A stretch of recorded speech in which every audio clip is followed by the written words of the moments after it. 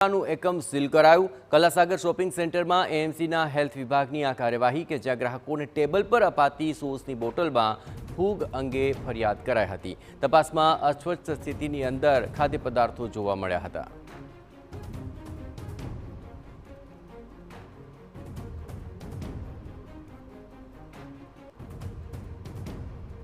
સોસની બોટલમાં ફૂગ જામેલી હતી અને અન્ય જે તમામ સામગ્રીની તપાસ કરવામાં આવી તો ત્યાં પણ નમૂના ફેલ ગયા અને તેને કારણે આ ડોમિનોઝ પિઝાનું એકમ છે તેને સીલ કરી દેવામાં આવ્યું છે।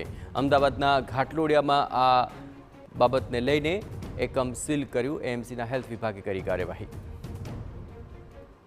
અમદાવાદમાં પિઝા લવર્સ માટે વધુ એક ચેતવણીરૂપ કિસ્સો છે તે સામે આવ્યો છે।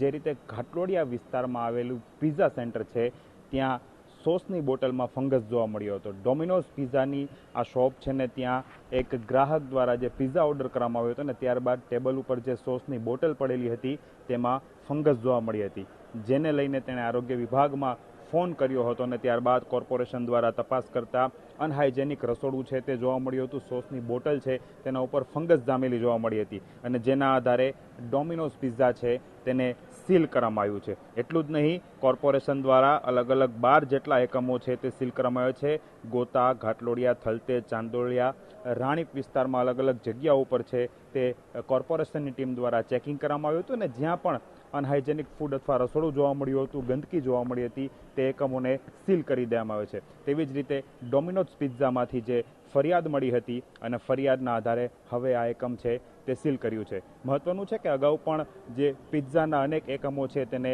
અનહાઇજેનિક રસોડું અને ગંદકી જોવા મળતા સીલ કરાયા હતા, ત્યારે વધુ એક વખત જે ડોમિનોઝ પિઝા છે તેને સીલ કરવામાં આવ્યું છે। કેમેરા પર્સન દીપક સેન સાથે હરીન માત્રાવાડિયા, TV9 અમદાવાદ।